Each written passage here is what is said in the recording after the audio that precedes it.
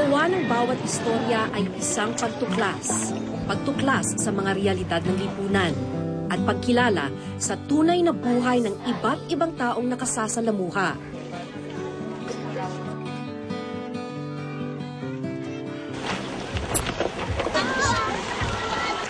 Isa sa mga di ko malilimutang istorya ay ang kwento ni Liza, isang batang kalakal.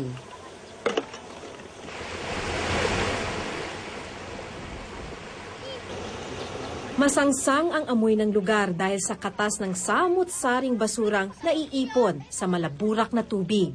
Pero si Liza, hindi alintana ang baho at dumi ng lugar sa ilalim ng tirik na araw.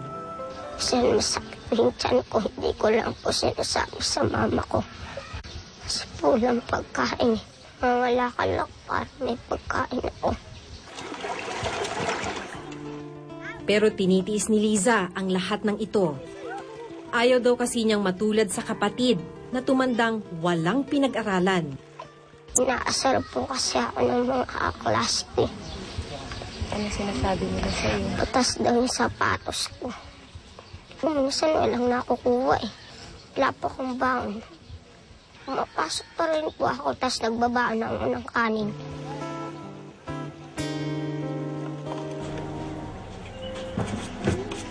Marami ang sumulat at tumawag sa amin matapos i-ere ang kwentong ito para magbigay tulong kay Liza.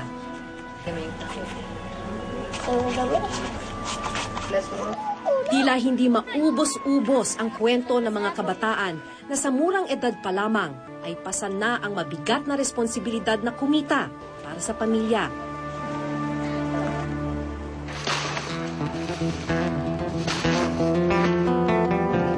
Bigat na nga yung binubuhat nila. Sobrang alikabok pa dahil sa semento, kaya mahirap puminga. Tulad ng mga batang kargador sa Bacolod na naging bahagi na ng buhay ang pagbubuhat ng semento. 12 taong gulang pa lang si Reinhard nang magsimula sa trabahong ito.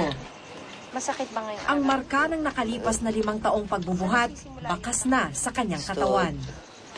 Sa tukod? Na-arthritis ka? Gawin sa tuhod ko. Saan mo na siya nabatyagan? Saan? Ay pa ako di star. Nablatian ka na. Gobra ka na sa una. Ay, doon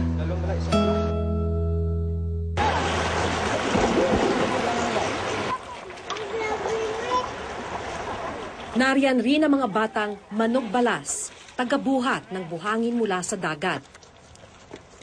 Di biro ang bigat ng sako. At swerte na kung bilhin ng 8 piso ang bawat isa. Masakit.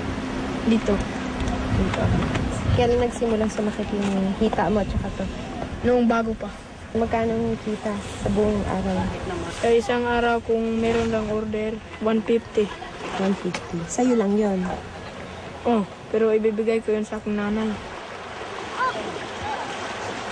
Dito sa Ilog Siato nakasalalay ang kabuhayan ng mga bata tulad ni Rico.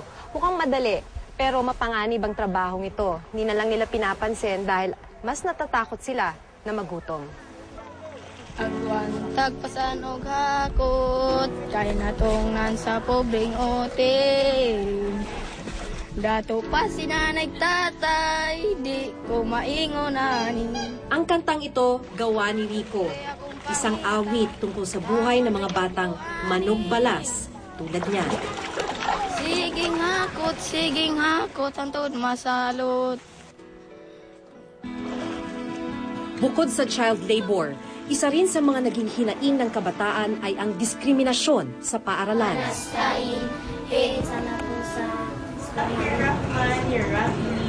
Maraming mga batang Muslim na rin ang nag-aaral dito sa Maynila. Sa lugar kung saan mas marami ang ibang relihiyon, kadalasang iba raw ang turing sa kanila. Pag nasa eskwelahan, sino na yung nakaranas dito ng niloko ng kaklase o pinagsabihan ng teacher? Madumi po daw kasi mga Muslim.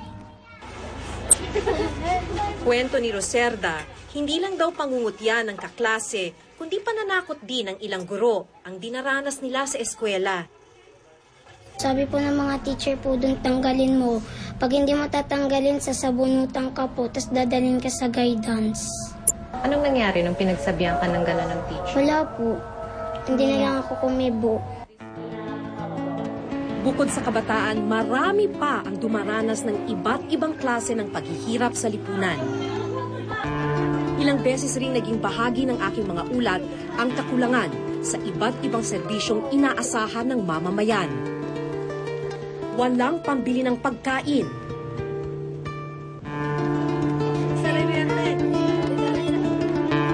Walang pambili ng gamot. Walang matirahan o di kaya'y iwinawaksi sa lipunan. Ilan lang ito sa mga kwento ng marami pang mga Pilipino. Mga salaysay na patuloy pa rin dapat tutukan at tugunan ng mga kinauukulan.